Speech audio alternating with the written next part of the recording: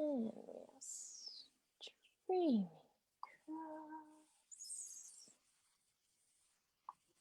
And we are live. All right.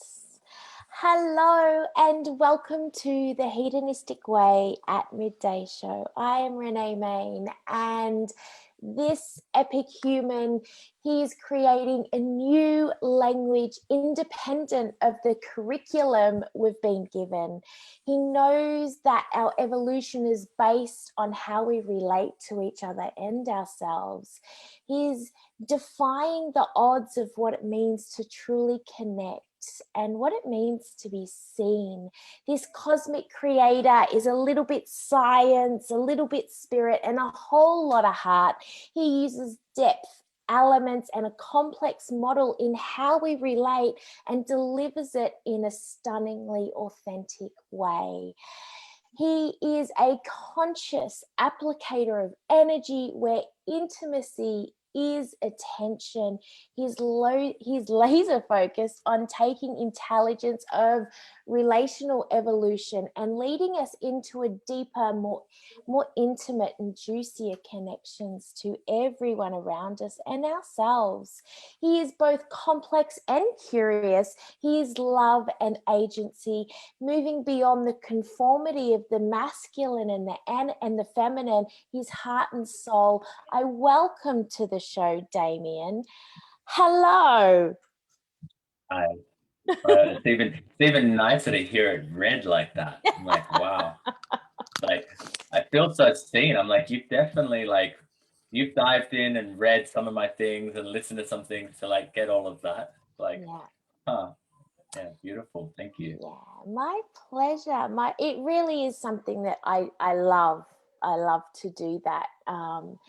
And because you're someone who I've been watching and you know, I like so much of what you put online is like these little truth bombs of, you know, often it's these short little hits that you receive that ignite something within me. And then I read it and I'm like, yes. And then it just gets to a point where I go, okay, I have to reach out and I have to have him on this show. So I'm really excited and really curious to see where this goes, because when I was tapping into you, I really felt this complex human that has this really deep understanding, but also this huge big heart. So I want to ask you about feeling that complexity of who you are. And I'm just, and sorry, this is, sorry, not sorry, this is such probably a big question to start with, but you know, welcome. Sure, let's dive in. I'm all good with that.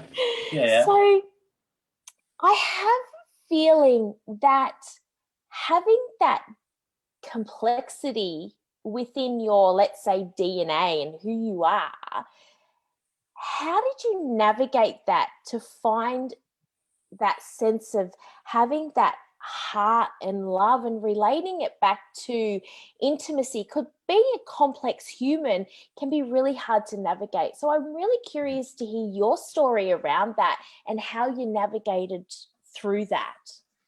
It's an interesting question. It's having me reflect on my own story through a different lens already. It's like, oh, I'm seeing pieces of my story in a different way, or like where things have come online. Yeah.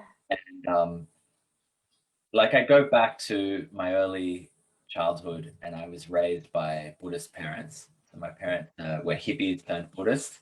My dad experimented with psychedelics a lot when he was a teenager and had some pretty cosmic awakenings that led him into Buddhism as a spiritual path. And my parents met in India. My mum's from Australia, my father's from France, and they met in India, had a connection, went back to their respective countries, stayed in contact by letter, and then re-met a year later, and then started their romance there and stayed together from then, and went to France where I was conceived and born over there. And so I was born into a Buddhist household. So compassion was the field that I entered into, compassion and the kind of orientation towards the path of a bodhisattva, which is the bodhisattva is someone who takes a vow that they are moving towards enlightenment. Like, this is the perspective that I've come from, and I might have my own lens on it now, but this is my kind of root. A bodhisattva is moving towards their own awakening, and yet they take a commitment to not fully realize or not fully awaken until everyone else does. So there's a deep desire to pull everyone with them, and that's what they're doing it for. Yeah. So that's my very early kind of teachings from my father, was that orientation. So I had a troubled childhood. I was bullied a lot. I found it really hard to be included into social groups. I had a lot of difficulty with relating with girls, and yeah, it was really uncomfortable. And yet through it all, and I was quite passive through that Buddhist upbringing. I was quite passive, which meant I was an easy target for bullying. I didn't know how to assert myself or stand up for myself. And yet there was always that orientation towards compassion, that even no matter how hard I was bullied, I never found myself dropping into hate. I never found myself feel like I closed down, and I felt, scared and intimidated and everything. But there was part of me that always knew that the people who were hurting me were hurting. That was something that was always inside of me. So that's always been there. So that's kind of that orientation. And then I think the difficulty of my childhood had me like flee into my mind. I learned to read quite young, and I would just immerse myself in books, whatever books I could find. And during summer holidays, we used to go away to my mum's best friend's place down the south coast. We went there repeatedly, and I would just read everything I could on the bookshelf. I later found out that like at 9 and 10 years old, I was reading HSC level books, books that I later studied at the HSC, that I was just absorbing, because that was the way that I dealt with kind of this discomfort of like, why does reality hurt so much? I fled into my mind, and I think that probably is what started having me be quite complex, and start to awaken, and because of entering into a Buddhist perspective, developmentally, spiral dynamics is a particular developmental model I draw from a lot. I won't go into that, but developmentally, my family origin was already at a certain stage, and one that's quite unique in our culture, like a little bit, one that's emerging right now. It's really loud. The postmodern movement is the same stage that my parents were orienting from, but so I was already in that, and it was only a small movement at that stage. So I was already kind of indoctrinated to that. So it wasn't that much of a leap to start, especially my cognition going further than that. And so because I had a spiritual upbringing, and also I wanted to rebel against my parents, I kind of shunned Buddhism and shunned the narratives around Buddhism, but took the kind of core teachings of it, but started looking on my own. I started to read and explore different attitudes and different approaches towards spirituality. I got quite deep into the work of Carlos Castaneda. I really enjoyed reading his work, and that instilled with me a kind of perspective on reality that I didn't really go far, and I read it as fiction, but there was elements in there that really instilled something inside of me. And then just all these different kind of areas that I dove into. And so there's always been this kind of witnesser, observer of things going around me. And it wasn't until I started to get into integral theory. I think I was 30 at the time. I mean, I got into authentic relating a little bit earlier, but when I hit integral theory and I started reading about it, my mind exploded. I went to my very first integral meetup, and it was like some part of me woke up. It was like the complex part of me actually had a playground. And I realized that I was bored most of my life. I was so bored through school.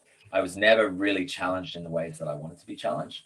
So that I started stepping into that more and more, and then kind of that complexity is something I'm still making sense of. It's like I'm starting to catch myself. I'm starting to go, wow, like I'm starting to make object of my own complex thinking, which is a very strange thing to happen, to go, wow, I've been operating in this very strategic, this very intentional way that you beautifully encapsulate in your introduction, that I'm only seeing from I'm seeing myself from an observer place where I've been so immersed in it, Yeah. which is really interesting phenomenon. That's really cool. And I've got like a gazillion spin-off questions from that, but I keep going back to one, and that's when you talk about the vow that, you know, or the vow or the belief that, you know, that we can't reach enlightenment until everybody has awakened and is enlightened. Um, do you feel like, you know, for me, I think back to, and I want to say Martin Luther King, perhaps the quote, is, you know, we're not free until we're all free. So tell me about how you view that belief and that vow now, all these years later. I love this question because it's something that I've been thinking about a lot. So I want to give one little, I'll probably do a few, but one little theoretical frame to make sense of how I'm going to explain this. And that's the difference between waking up and growing up, between state and stage.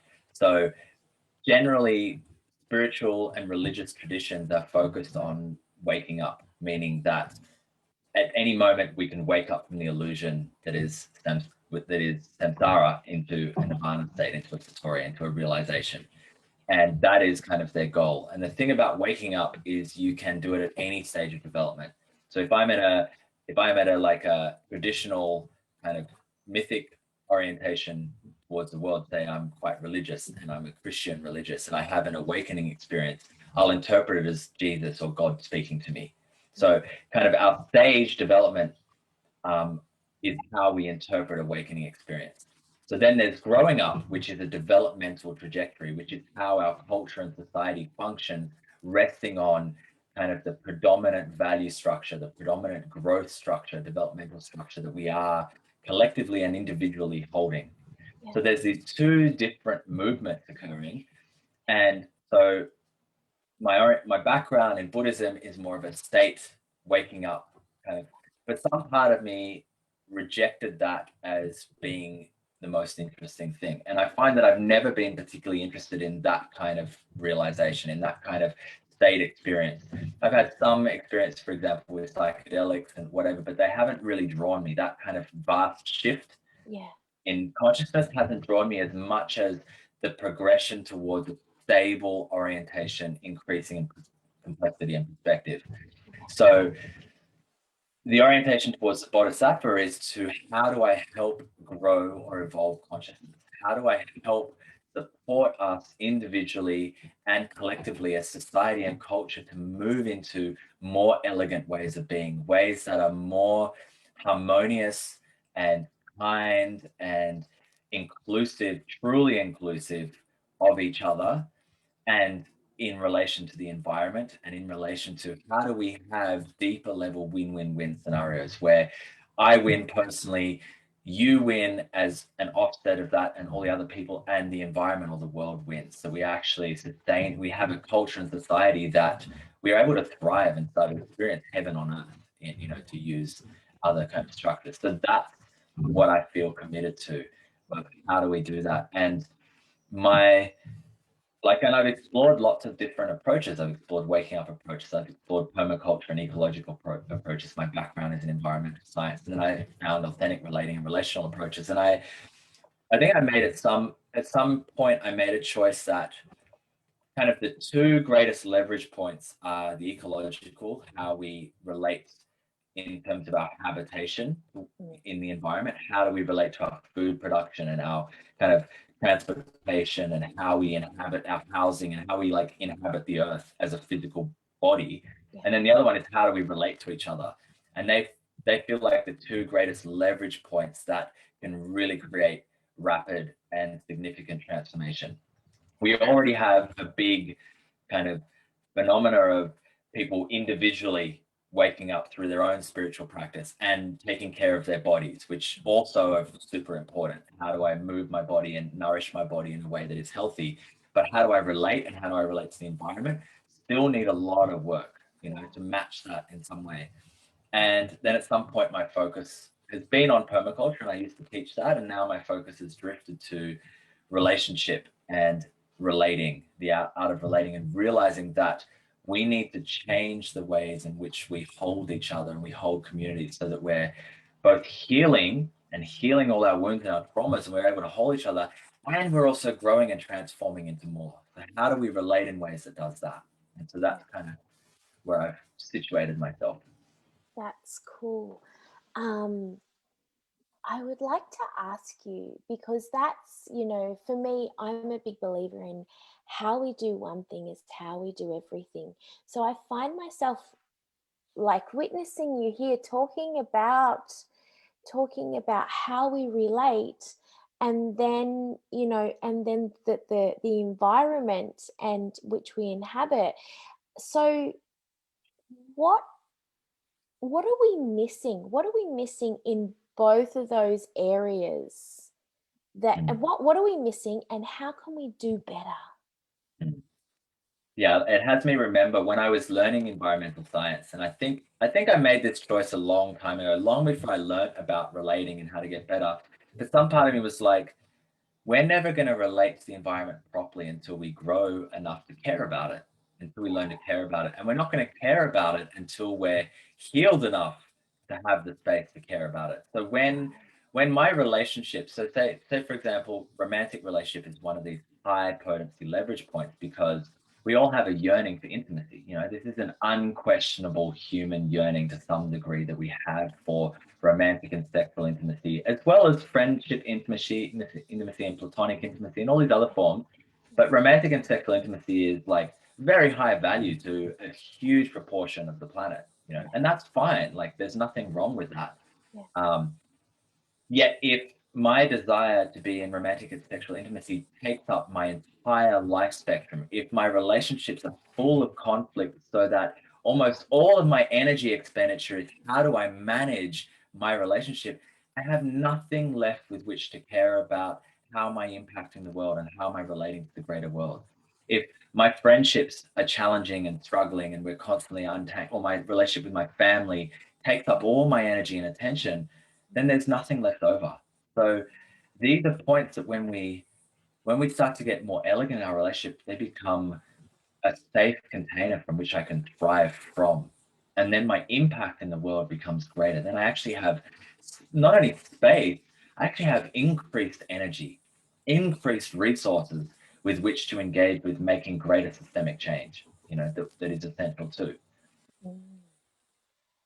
That is so true. Like, I've never heard of it put in such a way. So I really want to honor you in that, because I'm finding myself just kind of, as you're talking, skimming across my own timeline. And you're so, so right, because it wasn't until I really started to understand the importance of the relationship that I have with self, and then other, because before that, I come from a lineage of abuse and violent relationships. And so that, like, it's toxic, but you're right, there's no room for anything else. Like, that is your existence. So that is huge, huge, huge, huge. So where do I want to go from there? Well, I've got some places to go from there. Please So do.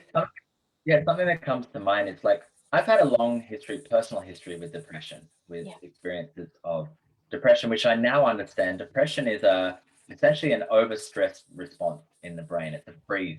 We have fight, flight, freeze. Depression is a freeze response in the brain whereby all my resources are occupied with the idea that I might be dying. That's what depression. Freeze is like, oh my God, the predator's got me. I got to freeze. So when I was in those states, despite my genuine care, despite my complexity and my capability in other ways, I couldn't do anything. I was incapable of having any impact on the world, right? Despite my desire to. And so, or anxiety is a flight response, or irritability and aggression is a fight response. So we have these responses to overwhelming amounts of stress and distress. And the greatest amounts of distress that we have are interpersonal distress, particularly when we have attachment issues.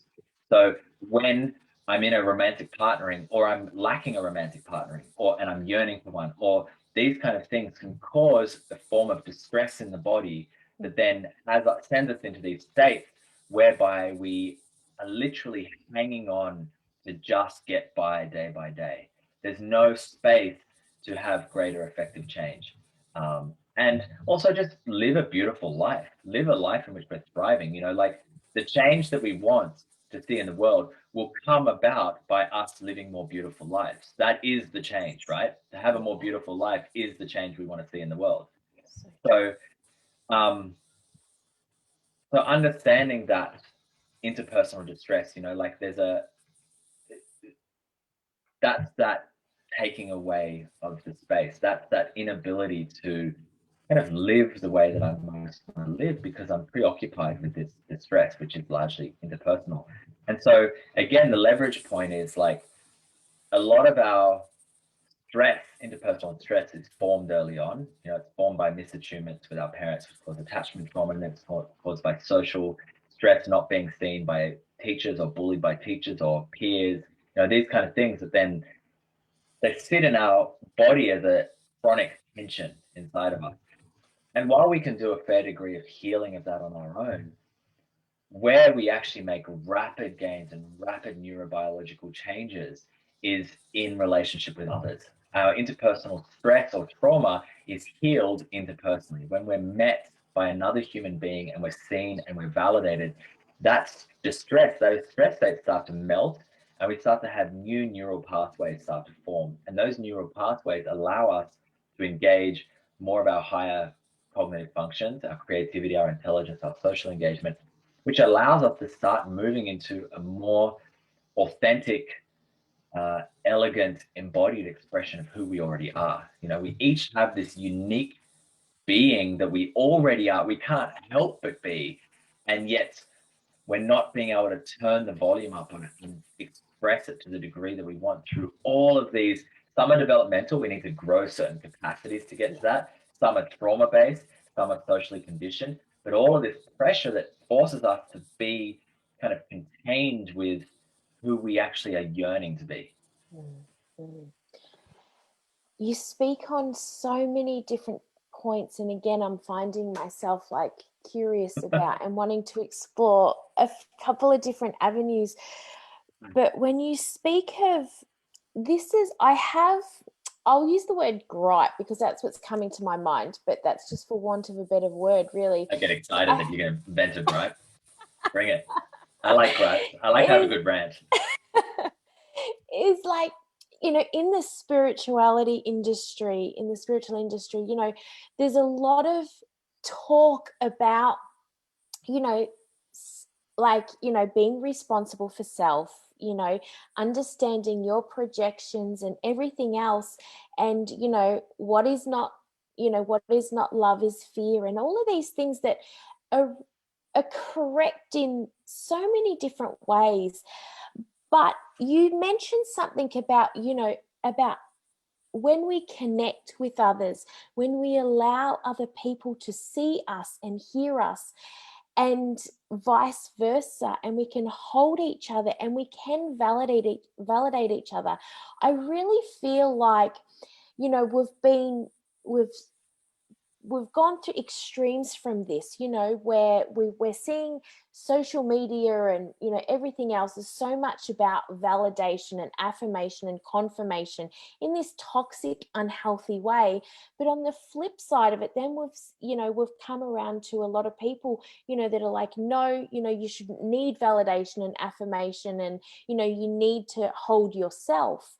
But I see real beauty in, and the power in, witnessing other. So I want to ask you about your dance with that, and just let's open up that space a little bit. What comes up for you? So many ways I can answer this. So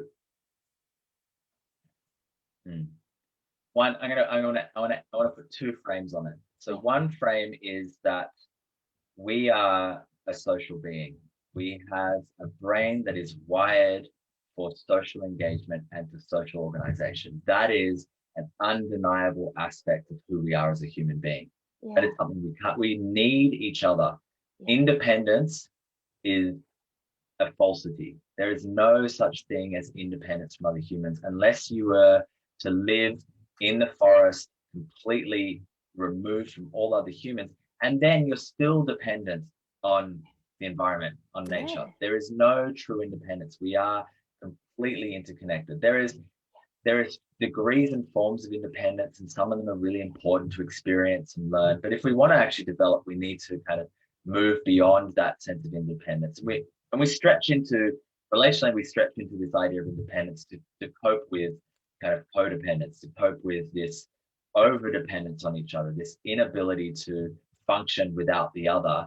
We move into a sense of independence, a sense of agency and autonomy. That's quite a healthy level, but when we get stuck there, we don't move into actually what is a much deeper spiritual truth, which is interdependence. And there is words about interdependence. What does that actually mean?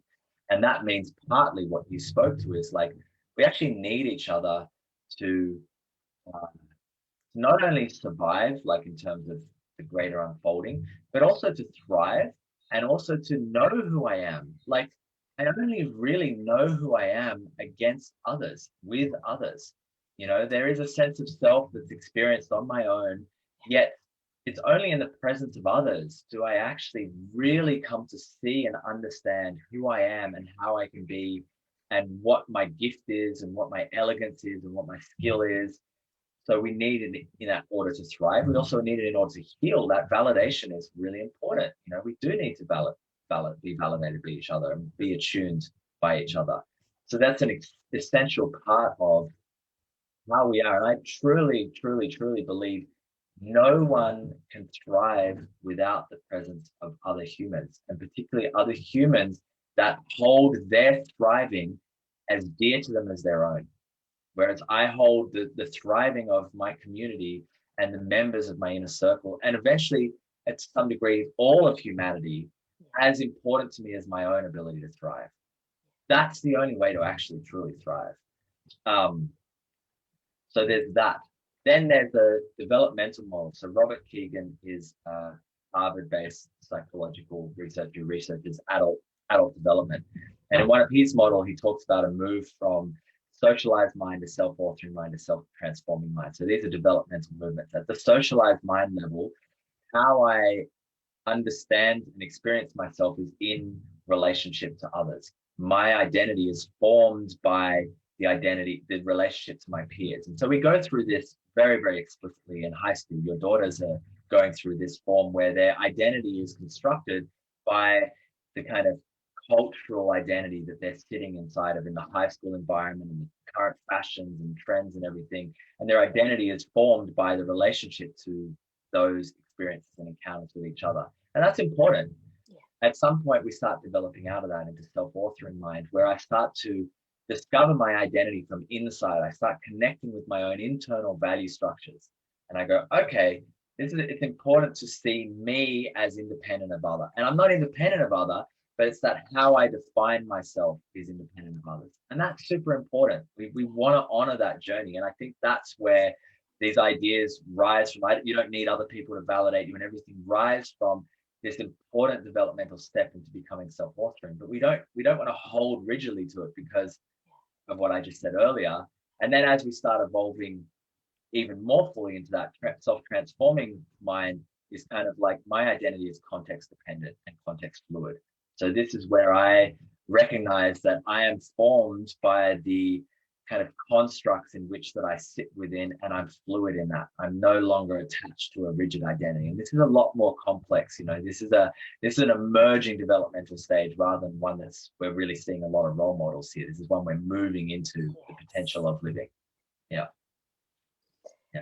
Yeah, I get that deeply, and and I really feel like this is where we are right now, and that's, I say to my interns all the time, and we talk about the law of truth, and and I teach them to become fluid in your truth, and you know, and as soon as you have to defend your truth, it's no longer your truth, you know. So and it's that, and trusting that evolution that's in there.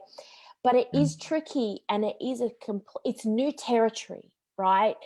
And so I want to ask you about that, because you mentioned that, you know, there's not many leaders leading in this capacity. And what do I want to ask, like, how do we step into this? Like, there's a lot of, I want to say, teething problems, and, you know, it's not it's a beautiful notion to step into this style of leadership. But let's tap into, I'm curious about practically, like, how do we begin to support this evolution? Mm. Mm. So to go on what you just shared about talking with your interns, once you have to defend your truth, it's no longer really your truth, and the rigidity around that. What you're pointing to is very integral. So that's another developmental map. This kind of second tier integral thinking, which is a complex level of development, and so we need to start moving towards that. And I believe there is a really rapid scale move towards that at the moment. What I'm seeing and happening in social media around the world, it's particularly social media. I mean, I'm living in my own bubble, right? You know, so I'm aware of that, but the way my own bubble has been changing is also fascinating to me, of its own accord. So integral thinking has a lot of ways. It's very strategic. It's a very inclusive, truly inclusive, and inclusive meaning that it transcends and includes, which means that it has a stimulative quality to it, meaning that when, like, that's what I'm hearing, is when I'm confronted with a challenge to my truth, there are some things that I'm like, no, that's not true. You know, there are some things that I will argue against. I'm like, no, you're not seeing a bigger picture. But there's a stimulative quality to it where it's like, that recognizes all truths are partial, including my truth, meaning that nobody has a claim on pure truth. Nobody is that intelligent to be purely true. And no one is intelligent enough to be purely wrong either. So that means every challenge has truth in it too. Yeah. So learning to see that and recognize that and reap that, you know, and it's hard because we can get triggered and we can get activated in that. So we're learning to hold that and embody that. And the other one is both and perspective. To recognize that I'm moving from either or. So pre-integral, I mean either or. Either you're right or I'm right. Yeah. Both and is like you're right and I'm right. And how do I find that place? How do I find the rightness in both of our perspectives? And when I can do that, I'm operating with elegance. I'm operating as an integral thinker. I'm operating as an integral leader. When I can move into those places. Yeah. So that's a particular way we can actually start to activate it, is when I start moving and reminding myself. And every time I move away from it and go, hang on a second, where's the both and in that? How do I come back to both and? Yeah, absolutely. I really like that. And I agree. I think this is where we're moving, and it's really exciting to witness that, you know, be a part of that. I think it's absolutely possible. I think it's vital that we do. Agreed. Yeah. So I feel like there's another thing there that I want to go into, but I think that'll resurface as we go, because I want to ask you about, I hear you speak about masculine and feminine. And what I get, and correct me if I'm wrong, is, for me, I get the essence of when I read any of your material about that, is that you're really seeing beyond that, and beyond that time and space where that feminine and masculine is even a thing. So I want to ask you about, how do you view the feminine and masculine, and what is this hum that I'm picking up on with your journey or belief, or what you teach, or what is that hum? What is that flavor that I'm smelling? Nice. So let's look at this again through a developmental lens. Yeah. So if we look at a traditional perspective on masculine and feminine, we have a rigid idea or a rigid identity. Man is masculine and he embodies this certain set of qualities. Woman is feminine, she embodies this set of qualities. They come together, they kind of speak different languages, and they just make it happen. But there's a massive gap, you know, in traditional, and there's a massive gap in traditional man woman relating and from the masculine feminine perspective, because they're different languages. The masculine and the feminine are different universal languages. They're different universal embodiments. You know, the masculine we can think of as the witness to all that is, and we can think of at the ultimate level, right? I mean, ultimate, there is nothing. Let's not go there. But at the ultimate level, the masculine is the witness to all that is, and the feminine is all that is. So the feminine is the entirety of experience and the full changeability of experience, and the masculine is that which perceives it. So we have consciousness and matter, or consciousness and phenomena, kind of at that level. And so we're composed of that, you know. Inarguably, none of us is free of that. We're all composed of masculine and feminine at that level. Now, there's a point at the postmodern, or the kind of like moving out of the rational level, where the discomfort with the rigidity around masculine and feminine roles and the lack of ability to communicate across this divide has become so culturally uncomfortable that it's attempting to be breached. And the attempt to breach has happened in two different ways. One is kind of happened internally and isn't really explicitly named. And the other one is explicitly named and attempting to be enforced. Yeah. So the internal one is there's a polarity flip that happens where men become quite feminine at a postmodern level. They start to grow their hair long and they start to wear more flowy clothes, and they kind of give up on the idea of working hard and being the provider, and they want to go with the flow and see whatever's happening for them. My headphones just told me they're running out of battery, so if they fail, I should be able to go to my be able to hear straight through the screen, because I've got a mic here anyway. And when women become more masculine oriented, they start going, I want independence, I want autonomy, I want my right to kind of carve my own path, which are all very masculine qualities of being, right? And I want to make my own income, and I want to create my own world, and they kind of go into that role. And now we have this polarity flip that doesn't really work, you know. And then you try and come together, and the woman's acting like the man, and the man's acting like the woman, and they're kind of like in this stalemate where it's just like, why are we in friction all the time? Yeah. Why are we not turned on really by this? Yeah. So what happens as we move into the second tier interval perspective is when we've moved from over-identification with masculine and feminine into a kind of disidentification. So the overt attempt here is to try and destroy the notion of masculine and feminine. Like, let's get rid of those labels completely, and then maybe we'll be able to bridge the divide. So that's kind of, there's a benevolent approach.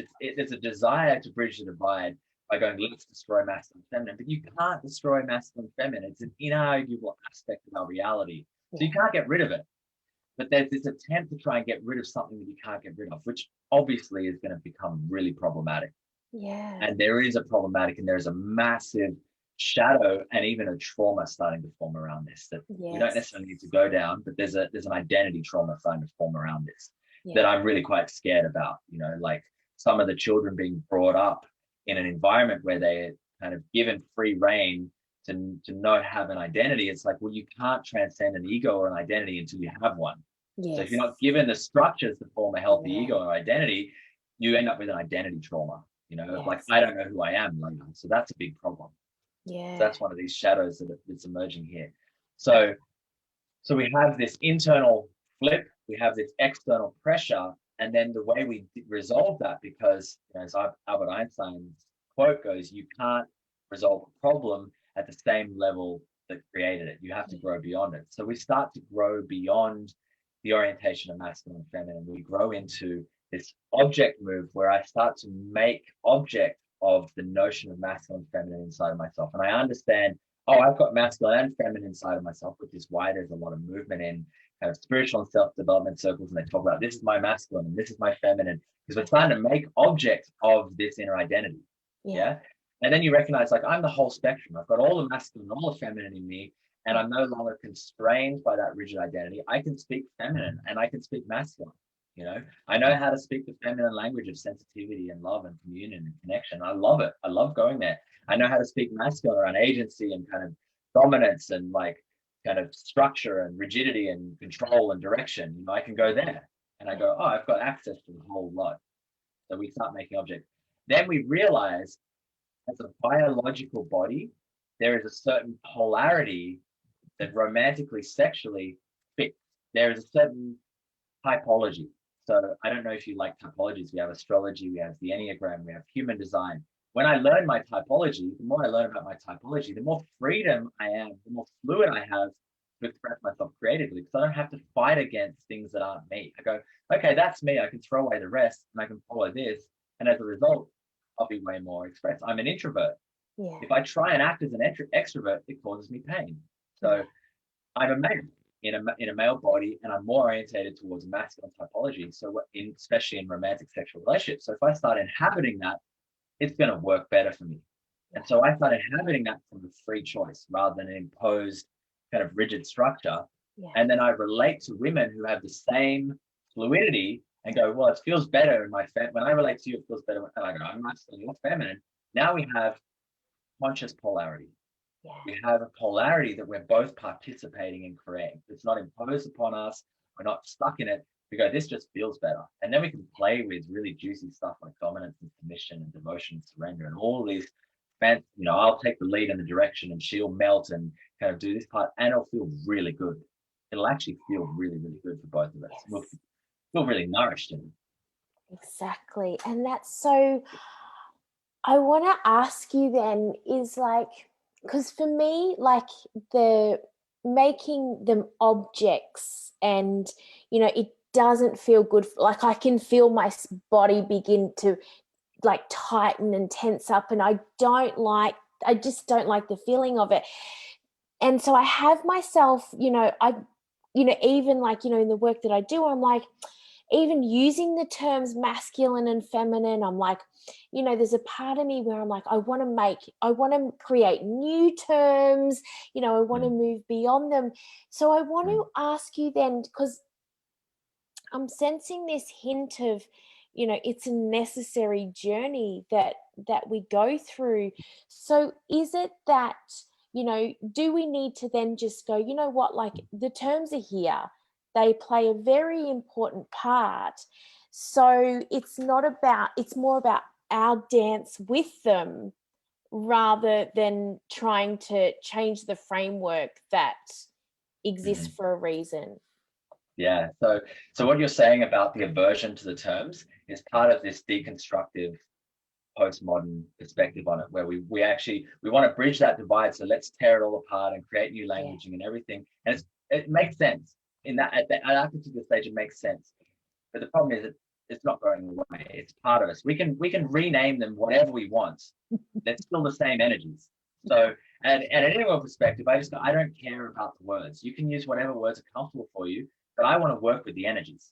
Yeah. I want to work with those energies because that's going to allow me to be the most effective that I can be. And I get also the sense like the making object feels uncomfortable. Like these more integral strategic moves can look from one perspective to be kind of cold and calculating and manipulative and too strategic and like a bit dry.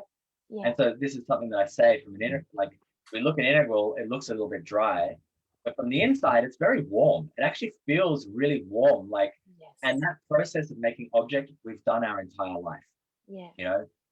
One of the first things we do is we learn to move our hands consciously. Exactly. But that's making object of the idea that I have hands. Until I go, oh, I have hands, I can't move them, right? So it's the same process that making object of masculine and feminine means they become a form of hands that I can now use as a tool versus be used by. Yes, yeah, exactly. And I really love what you say there, because and then that's when we can really, as you and again going back to, we can transcend when we include everything. Like it's that. Yeah, that's really cool. I really love that. You've touched on, you were just talking about, sexual exploration, and when we move, when we're standing in our sovereignty. And you spoke earlier, it was in a different context, but I'm curious to ask you about it now. Is, you know, you were talking about before, when we're talking about, you know, depression, and, you know, when you get into that freeze state, and you're talking about, you know, when we want for something else, you know, so and for me, I started pondering desire, and this is for me where the shadow side of desire comes in. So I want to ask you about your view on desire, and bringing in that sexual exploration, and how can we honor that in complete sovereignty without using it as, I want to say, hindrance to our evolution. I'm not sure I fully understand the question. I really want to answer your question, so I feel like it's juicy, but let me try and reframe it. So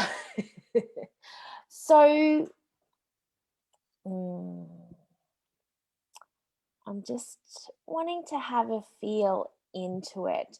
So, you know, when you were talking about that, you know, when we objectify something and, you know, we're beginning to understand it, and then it's that sense of, I'm just trying to like make sense of it because I actually don't know what the question is, and trying to formulate it into words is,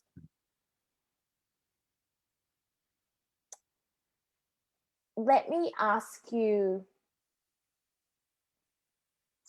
about, you know, can we ever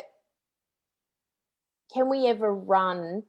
It's the desire to run before we walk, so to speak. So in terms of, you know, you're talking about the evolution of our consciousness, and we need to evolve in order to understand that thing better, so then we can transcend and have that inclusion. So where does that fit in terms of desire and our sexual exploration? So desire I use independent of sex, personally, in the framework that I do. But it sounds like you want to talk particularly about sex and sexual exploration, which is cool and super juicy. And I think, like, in terms of sex is just a really fundamental aspect of what it means to be a biological organism on this planet. That too. That too.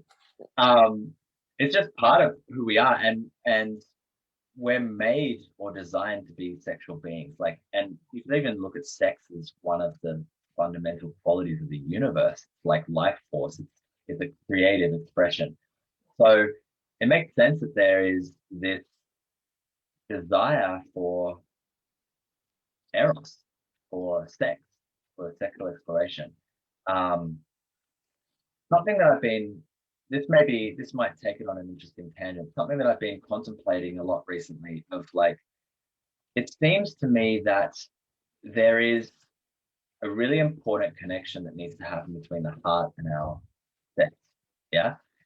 And it seems to be different for men and women in terms of the way that our energetic systems are structured. For men, kind of our negative pole is in our heart, and our positive pole is down our cock and our genitals. And for women, it's the opposite. It seems to me men need to learn to journey from the heart down to the cock, and learn to be able to penetrate the world and their woman with their heart involved. Whereas women need to do the other way. They need to journey from their yoni up to their heart, learn how to bring eros and sexual energy into it and alchemize it into their heart to like deepen their love. And so I find that as we start moving on this kind of conscious journey, that women tend to become really, really fascinated by sex. Women in particular get really excited. You go to Tantra workshops, it's mostly women. It's women wanting more sex, more eros, more exploration, more intimacy in those areas. Becomes increasingly important that they're met sexually by a man or a woman, whoever they're relating to. Whereas for men, it actually seems that the more men start to move in that way, they become more love oriented. But men become more interested in, how do I love? How do I become a warrior of the heart? How do I deepen my capacity to love and care and protect with my heart? And that makes total sense. And then we're learning to integrate the two between us. And as a result, we start to play with these beautiful energies of love and eros, which seem to me as incredibly generative, spiritual explorations, you know. And I it's a question that I can't fully answer, because it's like a place where I want to go, where I'm exploring. It's the edges of my explorations, where I have inklings of, you know, to me, the part of the awaken process, the awaken through union versus awaken on your own. You know, there's almost seems to be the possibility of the self path to awakening, which is, you know, I sit in my own meditation, and I go as deep as I can into my own mind to awaken. I made a choice around the age of 19 or 20 of like, I'm not interested in that. I want to awaken with another. So through union, through divine union or sacred union, it's like, if I'm doing that, well, the energies that drive that are love and sex, love and eros. So sexuality is part of that unfolding. It's like, how do we use and understand and explore the power of eros and the power of our sexuality and the power of what happens inside of orgasm? You know, not orgasm meaning peak orgasm meaning that field that emerges when we're in a pleasure state. It's like a field emerges, you know. It's like, I feel like that, again, the masculine as the witness, it's almost like sometimes I feel like I'm watching that field. I become so present with a woman's orgasm that she becomes orgasm, and I become the thing that allows it to happen because I'm watching it, you know, like, you know. And a wave only becomes a particle the moment you observe it, if you look at quantum physics, right? So it's like, it needs someone to observe it, to be witness of it. So she can be it, I need to watch it. I need to be witness to it or present to it. So sex and eros is like, it's a spiritual path that I think we're hardly even beginning to tap yet. It's like another one of those possibilities that are going to emerge once we stabilize in this kind of more secure, functional way of relating with each other and the environment that actually supports us to drop the intensity around capitalistic production, where we go into an abundance states and there's like enough for all of us. Like, we can stop that. We can actually just live our gifts. Now we can basically explore love and sex for the next 100 years, you know, until we transcend that and become cosmic beings or whatever, the next 500 or 1,000 years, or however many generations we need. Yeah. Yeah, so cool. Yep. I'm sure your sexuality is going, yes, please. Like, I love that. It is. It's just, it like in so many parts of, you know, because, you know, I'm an intuitive intelligence trainer, so I've studied the science of intuition. So, you know, talking about the wave and the particle, like, and that's, you know, so for me, you're actually putting context to something that, you know, I've been exploring for such a long time. So there's so many parts of me that's just, yes, it's all just feeling good. I want to ask you, just as we, before we wrap up, I feel like there's two questions actually. I want to ask you, let's go with, what is turning you on right now?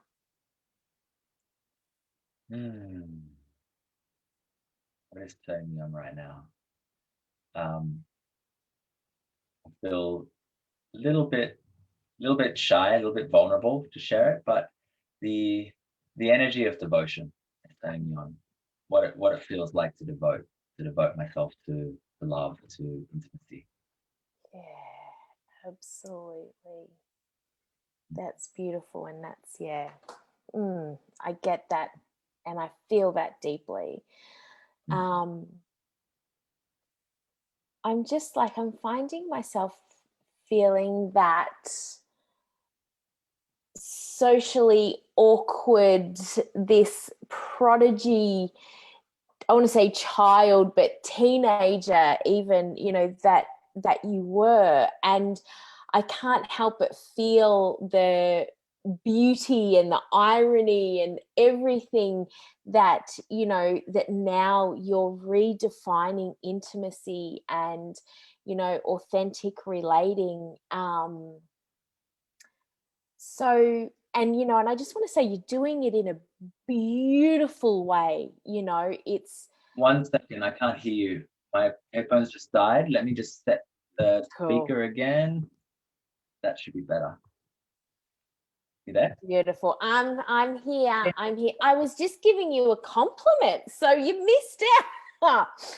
Miss- You missed out. But you know, I was saying how, you know, I was talking about, you know, the beauty and the irony of, you know, the work that you do, you know, coming from that being, you know, socially awkward and being this prodigy child to now redefining how we relate to each other and what intimacy really means. And I really honor the union and the importance of other. Like that for me is everything.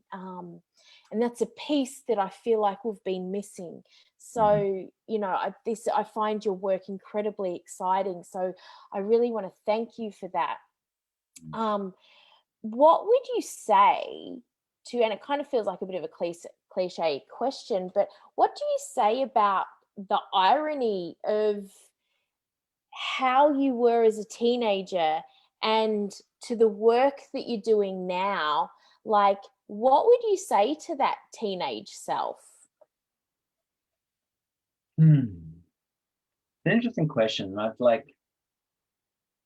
been asked that before, and I've thought about it lots before things, but it's like the moment you ask this question, I find myself wanting to give a very different answer than I've ever given. Yeah, And I don't know if I would interfere. yeah, I don't think I would interfere with him at all. Like it mm, sucked. A lot of it sucked big yeah, time. Yet it's all worth it. yeah, So that's really interesting to feel like I almost wouldn't want to. I mean, I would probably like if I had a chance, I would just give him a very gentle like it's all gonna be okay. But I wouldn't even want him to know it's me. Like I just want to like be some random stranger that just gives him a gentle kindness. And I had lots of it. I had lots of people who saw me in some way or form or another and just like kind of wanted to lift me up. I had many of them throughout my life. So I would just be one of them, you know, and yeah. give them a little, all right, you know, keep going. Yeah, absolutely. And that's it, right? It's like, you know, when you look back, it's just, it all happens for a reason, you know, and the beauty of it is just, it continues to blow me away. And that's, you know, I think passing that, you know, I'm completely unafraid for you, you Mm. know, and holding each other in that is, think is, yeah, is really beautiful. But Damien, thank you so much for being on the show today. It has been such an amazing conversation, and I'm feeling really just chuffed that I reached out and, you know, and it's, you've really brought something to the show that is just really delicious. So thank you so much for being on the show, for being you, for doing this incredible work. Like you're really, you know, you're at the edge and you're exploring space that, you know, is very new. So, and I just want to acknowledge how courageous that, you know, that is, and to have that heart Mm. for that. You're the perfect person for the job. So thank you so much. Thank you. It was a pleasure. It was really fun, and I really appreciate being taken into some of the bigger context. Really fun because I spent a lot of time talking about little different aspects, details, but this was great in that we got to look at bigger context, bigger picture Yeah. of the work that I'm doing. So that was I really appreciate that. Amazing. Thank you so much. And I'm going to put all your details in the show notes so people can reach out to you and continue to, yeah, so you can just share this work with as many people as possible. So thank you to everybody Great. watching, and I'm thanks about to again. be launching a whole new platform to provide a lot more space for people. So that's coming really soon. I'm really excited about that. Amazing. Yeah. Good. I'm Yeah. so glad. I'm very glad to hear that. So, yeah, beautiful. Awesome. Thank you so much to everybody. And thank you, Damien. Pleasure. Thanks a lot. Bye.